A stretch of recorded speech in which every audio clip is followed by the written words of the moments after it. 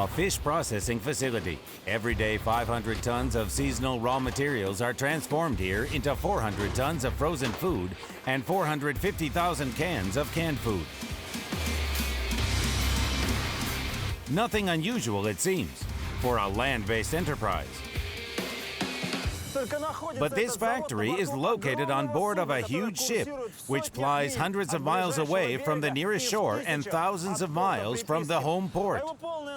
And its full name is Floating Fish Cannery Всеволод-Сибирцев. For 9 long months, it becomes not only a workplace for 435 crew members, but also their home on the sea.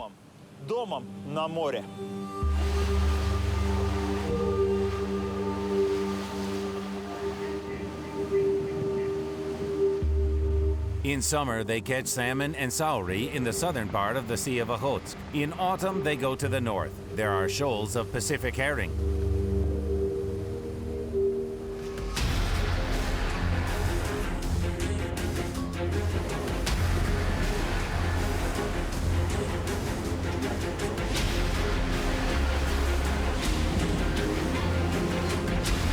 We've squeezed several weeks into several dozen of minutes to show what it means to depend on the sea, to be devoted to it, and what it means to live on the sea.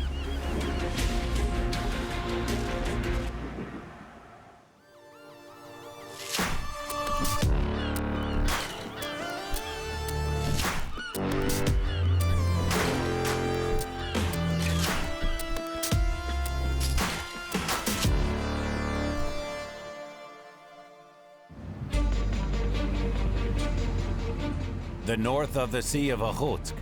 On fishing maps, this place is marked as the Fishing Area 51. The floating base Всеволод-Сибирцев has been operating here for almost a month, along with several trawler seiners. The scheme is simple. Trawlers catch fish, which is then transferred to the floating base, where it is immediately processed. Reefer ships take the finished products away and bring food as well as containers for canned fish for the crew of Всеволод-Сибирцев. That is, they are responsible for the communication between the factory and the shore. The main advantage of the floating base is that the production is as close as possible to fresh, untreated, so-called au naturel fish products.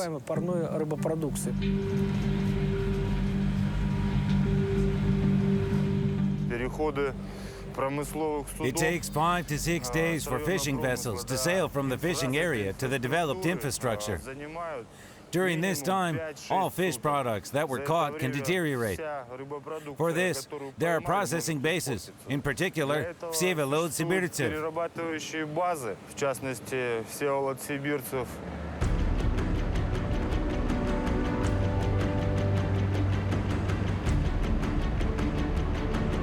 The floating base Всеволод-Сибирцев is difficult to compare with anything that moves. For example, it is 2.5 times longer than the Airbus 380, the largest passenger aircraft in the world, and 7 meters longer than the submarine of the Project 941, the famous Shark, the largest nuclear submarine cruiser on the planet.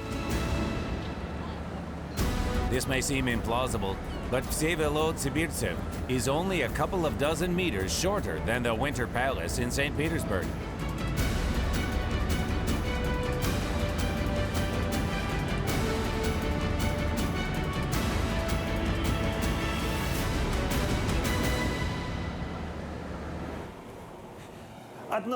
From the bow, which is crowned by the bridge, to the stern, beneath which there is the engine room, the distance is around 100 meters. This is the distance the inhabitants of the bow need to cover to get to the gym, dining room, wardroom, in general, all that we're used to calling amenities.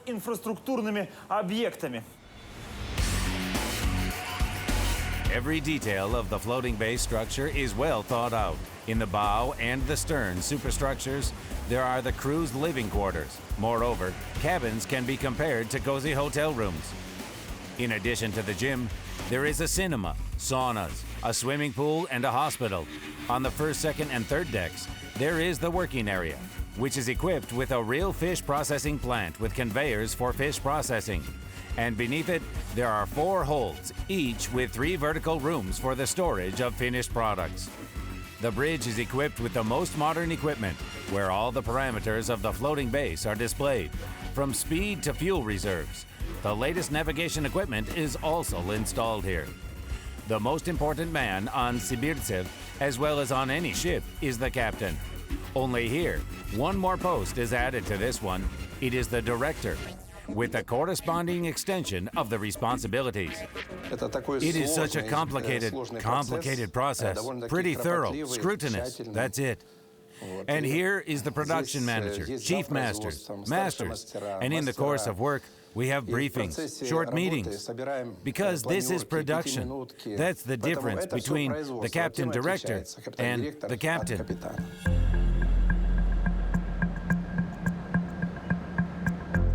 As a matter of fact, Valery Voloshin controls not only his own floating base. He, as an admiral in the Navy, must coordinate all the actions of the expedition members, captains of trawlers and carriers, and of course, report to the authorities on the ground. According to the project, Vsevolod Sibirtsev has a high autonomy of navigation, 80 days, but in fact, it can be at sea for much longer. We may not take fuel for 3 to 4 months, you know? Well, just the same. We have food for half a year. There is enough, well, in the storerooms. Vsevolod Sibirtsev's fate has been hard. A couple of years ago, the owner nearly scrapped it. It seemed that even renovation at Chinese shipyards and significant investments in modernization could not ensure the normal functioning of such a ship in the 21st century. Russian entrepreneurs held a different point of view and weren't afraid to return the huge floating base to Russia. This is the only possible economic method, in my opinion, in my mind, for maintaining deep processing of Far Eastern fish products. Vsevolod Sibirtsev was built a quarter of a century ago in Finland, specifically for Far Eastern fishermen. The factory ship became one of the 3 vessels of this type. For Finland, the construction of such an object for the Soviet Union, even at that time, was an important event. So this issue was approached thoroughly and seriously. The Finnish shipbuilders used the most modern equipment of the time. They tried to make the ship as convenient and practical as possible. Special attention was paid to security. It's built in such a way that, for example, if any 2 adjacent compartments are flooded, it remains afloat. That's it. Well, you can imagine, yeah, what it is. In other words, it is quite safe in that respect, and there are usually no fears. In the Soviet era, the factory ship was recognized many times as the best in the Far East. Then the big country was gone. Hard times came. A few years later, on the ground of unprofitability, Vsevolod Sibirtsev was sold for a song to Greece, nominally, but in fact to China. In China, they wanted to make a fishing hotel out of the floating base. But then the Chinese scrapped the project. Its new owner, a fishing company Dobro Float, began to prepare the vessel for its return home. We started modernizing the plant. In other words, the plant was rebuilt. Since there weren't any conveyors, any freezers, there was nothing. We had to repair everything. The equipment was repaired in the engine room and on the working decks. In the plant, departments' processing lines were restored and conveyors were fixed. And Vsevolod Sibirtsev again resumed its duties.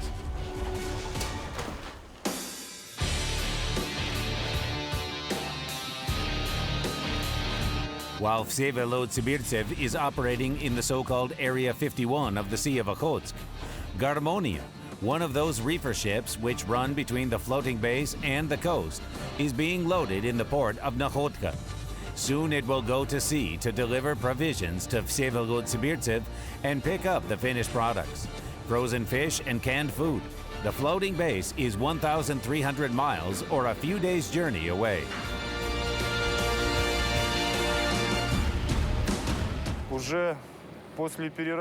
Soon after the processing, the products must be unloaded from the base in order to deliver them to the coast and then to the regions. берег и дальше отправлять уже в регионы.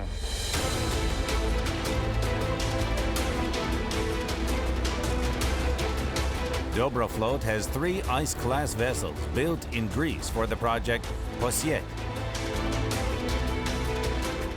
Reefer ships of the project Posiet ships are unique in their own way. They can pass along the Northern Sea route, even without the help of icebreakers, which in August 2015 was brilliantly proved by Captain Vladimir Slizov. These are quite unique vessels. They are multi-purpose. Almost anything can be transported on these ships. From cars, 20-pound containers to frozen fish, vegetables, fruit. До мороженой рыбопродукции, овощей, фруктов. Mr. Vladimir Petrovich is considered one of the most efficient captains. At a rate of 7 trips a year, he manages to make it up to 12, despite the weather and the risks associated with it. Yet, sailors do not even like the word risk. Никто в море не рискует. No one risks at sea. These are usual things, of course, with adjustments to the weather, with adjustments to some other factors, technical capabilities of the vessel.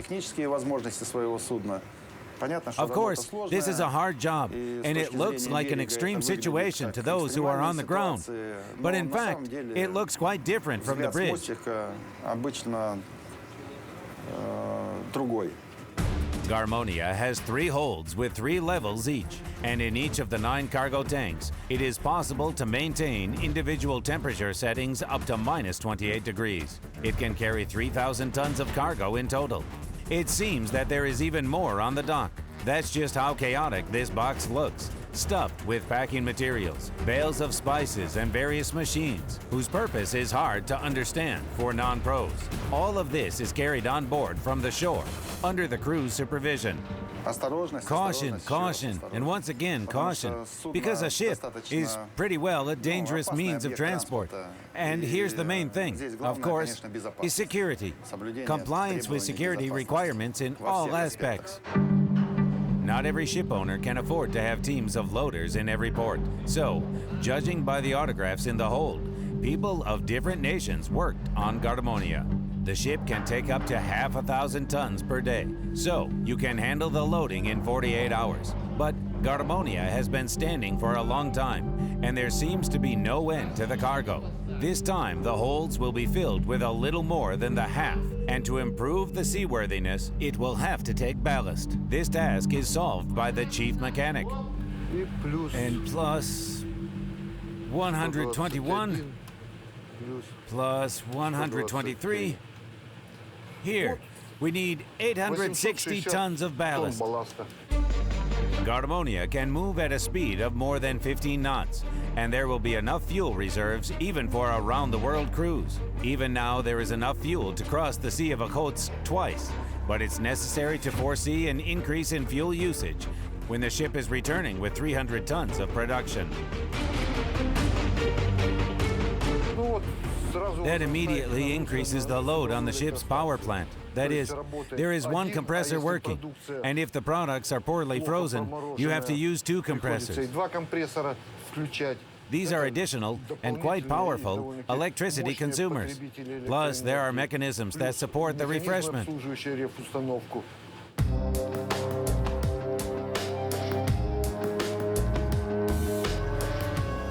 Finally, the loading is finished.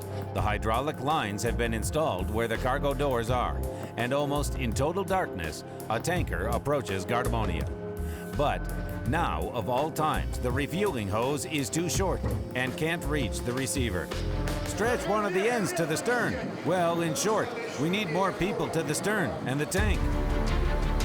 It took the efforts of 2 crane operators and both deck crews so that the process of fueling finally began.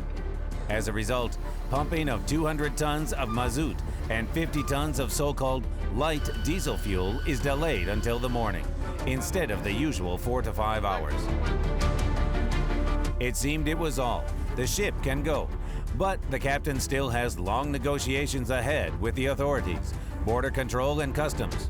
No, the ship isn't going to foreign ports, and the Sea of Okhotsk is considered internal.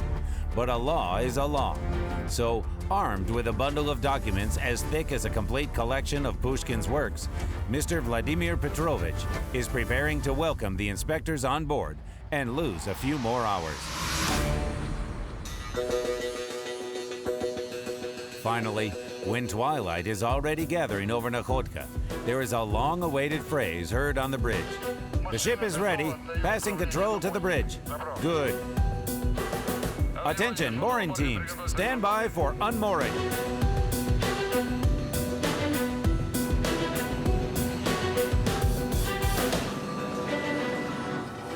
Stop, unmoor.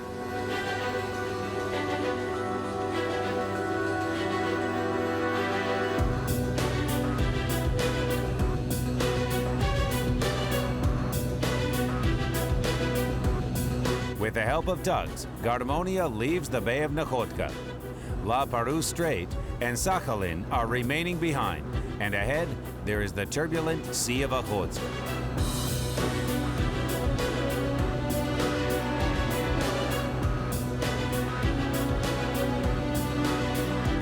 Gardermonia isn't actually afraid of a storm, but the captain must think not only about the dangers threatening the ship and the crew.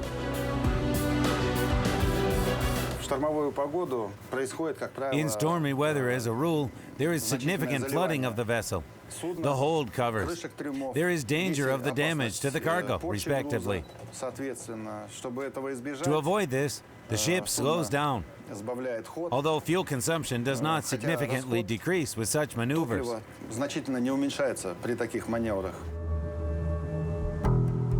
Once again, considering the meteorological report and his own experience, Captain Slizov decides not to go directly to the floating base, but to make the route closer to the shore. In this case, there is a chance to encounter areas of small ice pieces. But Gardermonia isn't afraid of ice, but such a maneuver will possibly help to bypass areas with stormy weather, so that the speed will be much higher and the cargo will be much safer. A 100-meter vessel is difficult to call small or compact.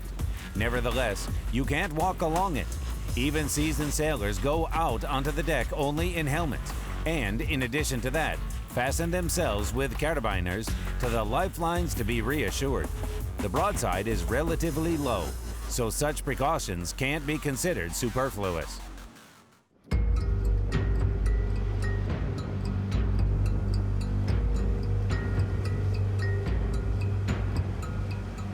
Such an expeditionary way of natural resource development was invented more than a century ago, and mainly for hunting and processing of whales.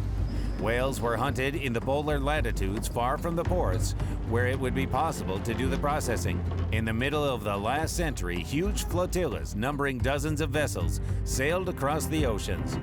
The Soviet fishing fleet was the most productive in the world.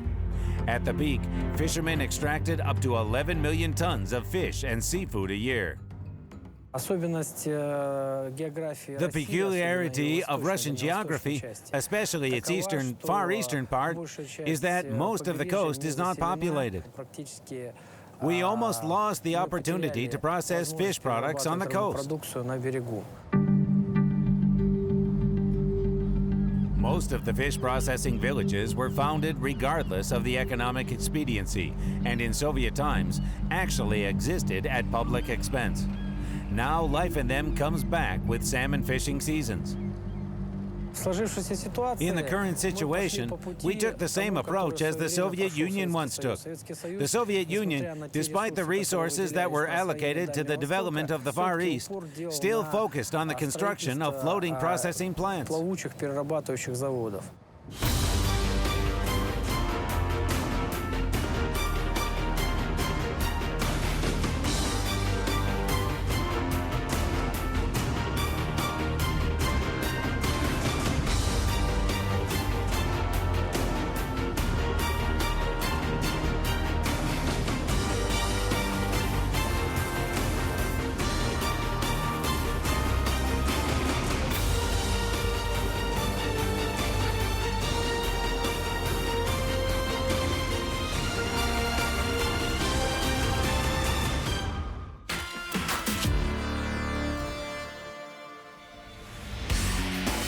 A huge factory ship with a height of a 15-floor building processes up to 600 tons of fish every day in the sea. Vsevolod Sibirtsev went on the next expedition a few months ago, has already passed thousands of nautical miles, and now works in the north of the Sea of Okhotsk. Several trawlers supply the floating base with raw materials, and communication with the coast is made possible with the help of reefer ships. Built in the Finnish shipyards for the Soviet fishing fleet, the world's largest floating factory was almost scrapped. But it was returned to Russia, and now this giant claimed to be the flagship of the country's fishing industry. Sea of Okhotsk, Fishing Area 51, the giant floating factory of Vsevolod Sibirtsev, is in anticipation of the reefer ship Garmonia, which left Nakhodka and is carrying supplies. It will take the finished products from the floating base. Well, in any case, we always carry supplies, like some materials, transport passengers, for example, who have their contracts ended, who resigned because of an illness. In other words, in the direction of the floating base, the ships always go loaded with supplies.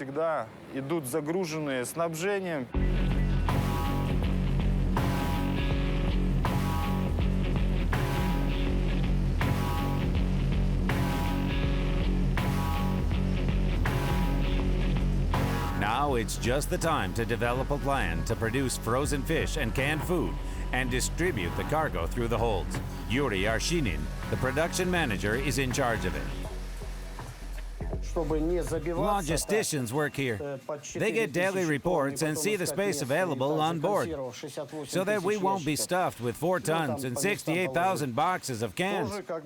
And then we will have to look for some room to put more.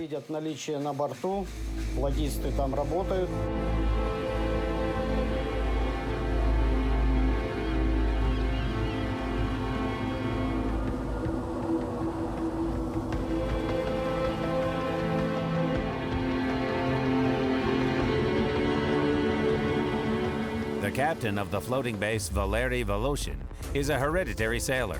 A reefer ship was even named after his father, the son of a man and a ship named after Captain Voloshin. He became a captain in 1985, but started at the end of the 70s on the whaling fleet.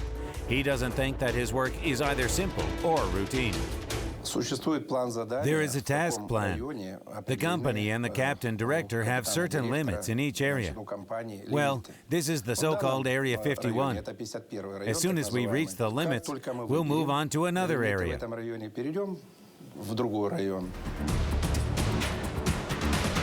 It is not easy to control such a floating base. Due to its huge size, the ship has large windage. At sea, the wind can reach the speed of 50 meters per second. In such conditions, the floating base must literally balance so as not to fall into the angle of list of more than 2 degrees. In order to comply with all these parameters, we have a strong ballast system. 200 tons in, 5 tanks from each side. We are adjusting the angle of list.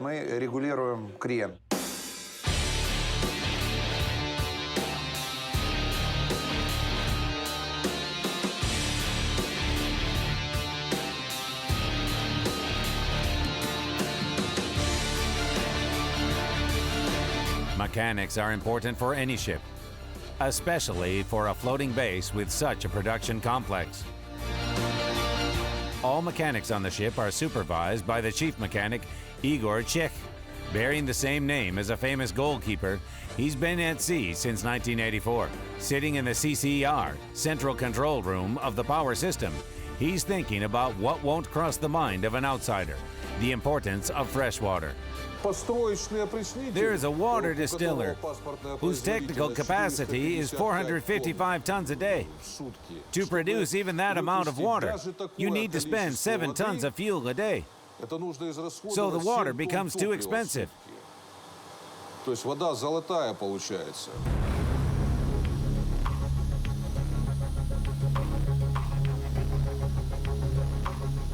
A more modern and economical technology is implemented in a new generation desalination plant, which looks somewhat strange compared to the rest of the equipment. This device is built on the principle of so-called reverse osmosis. Its essence is the use of a special water-permeable membrane, which holds sea salt back. The liquid that has passed through such a barrier is suitable for drinking. You only have to move it to the water supply system, and the sea salt concentrate, the so-called reject water, is just drained overboard. The power system of the Всеволод-Сибирцев can be studied as in a visual aid right here, in the engine room. First, it's almost unnaturally clean here. And second, it's even simpler than a construction set for children.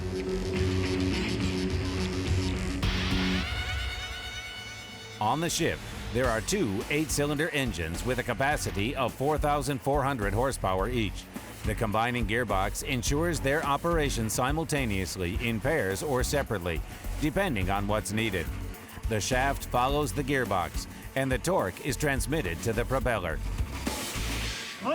Well, and perhaps most importantly, this is the fluid-actuated clutch that allows you to switch the torque between the propeller shaft and the secondary electric generator. This is very helpful when you have to go at a very low speed of, say, 1 to 2 knots. The thing is that such medium-speed diesel-fueled engines don't work well without load.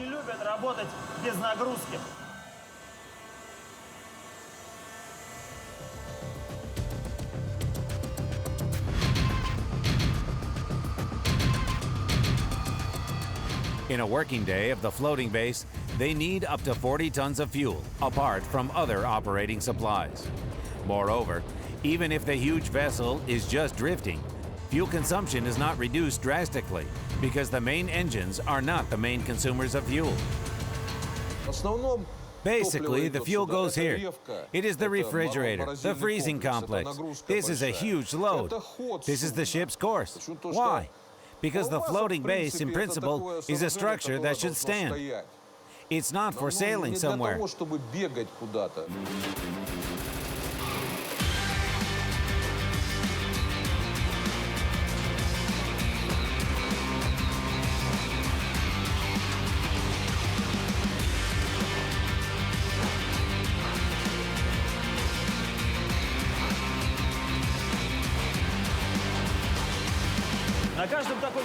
On each of such trays, there are 20 kilograms of fresh fish, which in minus 50 degrees in 2.5 hours becomes fresh frozen. This is one of the 3 freezing complexes located on board of Всеволод-Сибирцев, and altogether, they raise energy consumption to a level of 3 megawatts. This is comparable to the capacity of the first nuclear power units.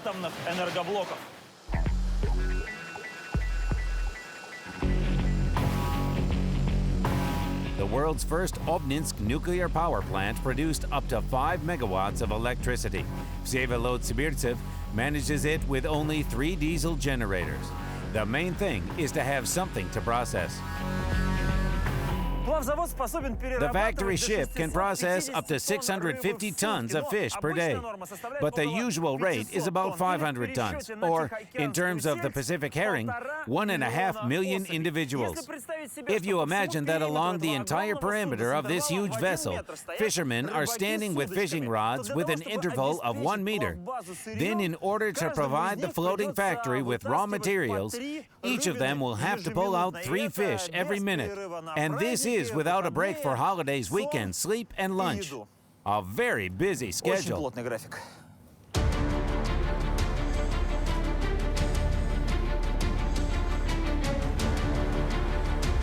Self-sustained extraction of raw materials, however, is possible. For example, it is possible to set traps on the world-famous king crab with the help of motorboats, which still haven't been used on the fishing deck.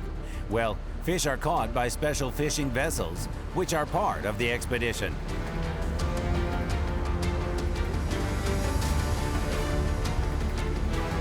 One of them is the trawler seiner Kalinovka, led by Sergei Bova, a young 38-year-old captain.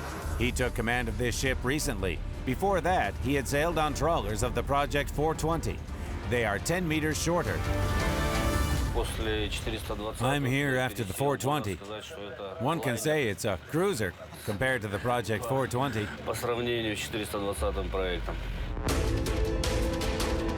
In addition to commanding the crew, searching for fish and delivering the catch to the shipping base, the captain also observes what is happening in the mining area. There is special equipment that figures out who competitors are, what they say about fishing. And when analyzing your ships and theirs, you are already making a decision where it's better to sail, where it is better to place the trawl.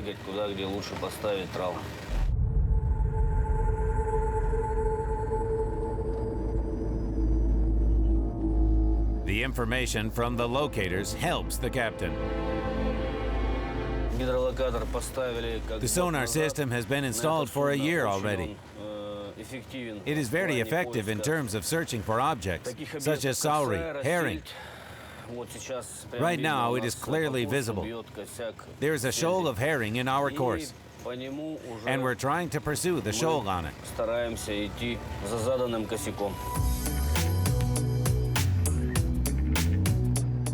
The obtained information determines not only the movement of small fishing vessels, even the huge floating base moves after the fish, all in order to speed up the delivery of fresh raw materials to the production and optimize the fuel consumption of the trawlers.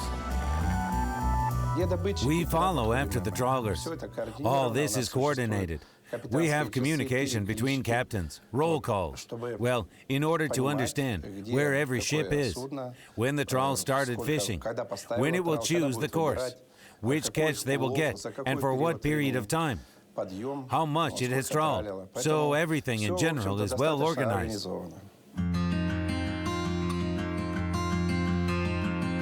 Meanwhile, the ship Gardermonia, which left Nakhotka 4 days ago, has a few miles to cover to deliver supplies and pick up fish and canned food from Vsevolod-Sibirtsev. According to the power-to-weight transport ratio, Gardermonia will easily handicap a huge floating plant. A two-cycle diesel engine with a capacity of a 7,750 horsepower allows Gardermonia to go at more than 16 knots, and this is not the maximum, rather the so-called economical full stroke. The mechanical part of Gardermonia is under the supervision of Alexander Vadimovich Omelchenko, an experienced chief mechanic who spent more than 40 years at sea. The chief mechanic keeps the situation under control, even if there is no one at the helm. This isn't uncommon for modern ships. This is the autopilot's job. That is, the course is set. The gyro compass shows to the north. Our courses say the north 0. Our courses say 135 degrees. So, due to the interconnection of the gyro compass system, the tracking system, the vessel returns to its course if there is any deviation.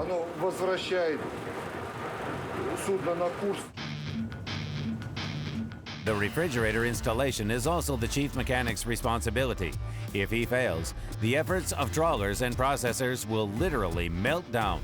While there is no refrigerated cargo on board, the refrigerators are turned off, and the refrigerator mechanics have an opportunity to carry out maintenance work that needs to be completed before approaching the floating base. After we begin to load the cargo, the refrigerator system is activated, and now it should work until the end of the full unloading. Therefore, they have a small amount of time.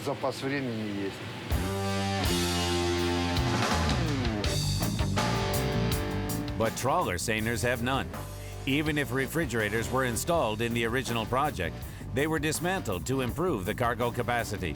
So, immediately after lifting of trawls, fishing vessels rush to stand under the right side of the floating base for unloading. One such grid, it is also called a braille net, holds about 3 tons of fish. A trawler brings to the board of the shipping base from 60 to over 100 tons at a time, which means that the crane operator will have to do a seemingly incredible trick at least 20 times. First, attach the braille net to the trawler's side, and then aim to unload onto the grate of the receiving hopper. And this is done regardless of the wind and waves. Actually, when you look at the way the tops of the trawler's masts move in all kinds of trajectories in the air, it just seems incredible that they have even managed to moor it.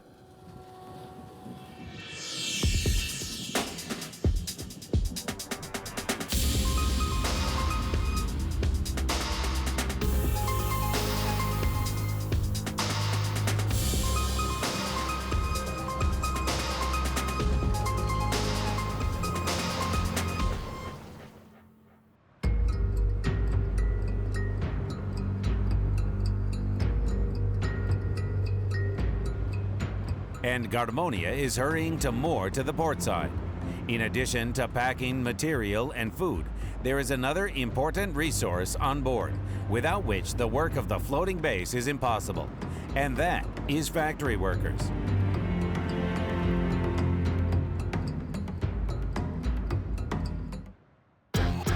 Vsevolod Sibirtsev already appeared on the radar of Gardermonia. Now, instead of some pleasant activities, Captains Slizov and Voloshin will have to moor in the open sea. Mooring in the sea is different from mooring on the coast. There are no marine pilots, no tugs, which ensure the mooring. And, of course, every mooring is more like an art of the captains, who are on the bridges of these two vessels.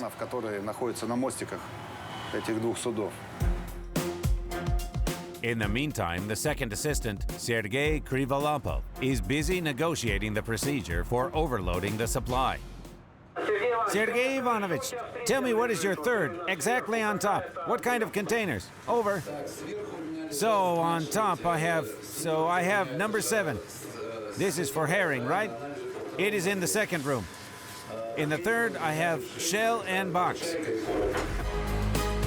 The weather, speaking the seaman language, is freshening every minute, and so the captains aren't going to have a calm mooring, and the reload must be quick. However, the constructive feature of the ship can help here. The hatches on Gardermonia are wide enough, if necessary, for a 20-foot container. Naturally, this allows to speed up the loading process of this vessel in the sea, increase productivity. The vessel can take or unload a cargo of up to 1,500 tons per day, with the correct organization of work. For other types of vessels, as a rule, these figures are limited to 400 to 600 tons, not more. While the teams of Gardermonia and Sibirtsev are getting ready for mooring in the open sea, this moment is stressful for both captains and the crew. Course 28. Ease to 24. Ease to 24. Slow astern. Slow astern. Stop engine. Stop engine. Halfway to the starboard. Halfway to the starboard. Forward. Forward. Midships. Midships. Stop engine. Stop engine. Those on Gardermonia's tank. Let's do it.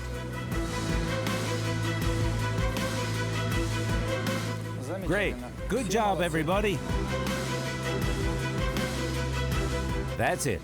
Less than an hour has passed since the appearance of the floating base in sight, to the well-deserved praise from the captain. Now it's time to give the supply and take the finished products. Time is precious. The wind is getting stronger. There is a feeling of a coming storm in the air. In the holds of the floating base, work is going on. On a steel platform, there are 3 tons of frozen fish, and all of this flies in a few centimeters from the head of a hold sailor. How he manages to remain calm, only the sea god knows. We know who is operating the crane, got used to him, how he works. And the crane is operated by Roman. He got on Vsevolod Sibirtsev right after school, and at the age of 19, he became a crane operator. The factory ship has had several owners over the years, but for Roman, nothing has changed. He is still dedicated to his work. Well, all jobs here are equally hard, full of responsibility, because it's not a joke. Large loads, expensive products. We must be attentive, watch everywhere. Focusing on the gestures of the signalman, Roman, with short finger movements, causes the products to fly from side to side. And in addition, he answers my questions with the same short phrases. Any slightest inaccuracy and there will be victims. That's all you think about, only about this.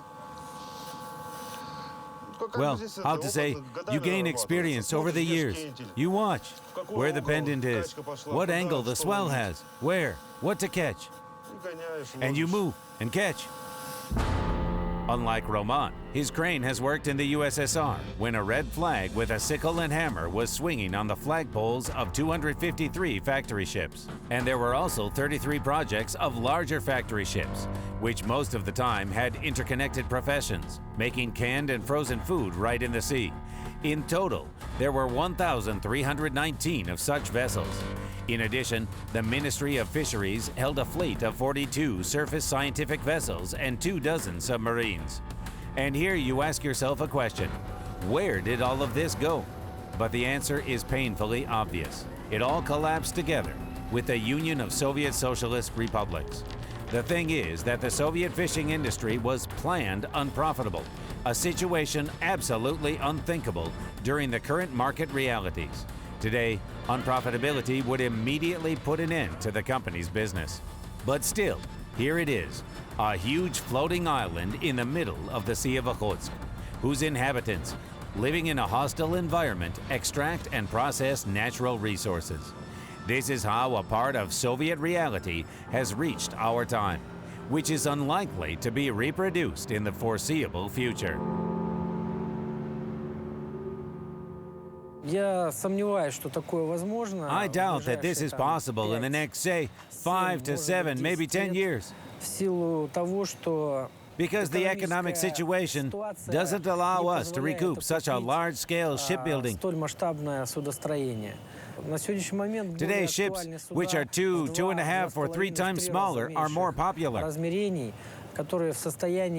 They can make profits according to the investment without long payback periods.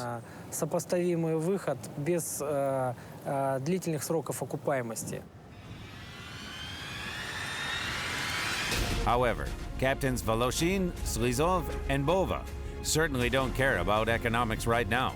There is a cyclone coming in the Sea of Okhotsk. The storm begins. The wind increases to 30 meters per second, and the waves grow to several meters. This is a threat of icing up not only for small vessels like trawlers, but also 100-meter ships. What was just a simple routine recently becomes deadly dangerous. The work has to be stopped. The ships are sent to the nearest storm shelter, the Shelting Bay, near Magadan.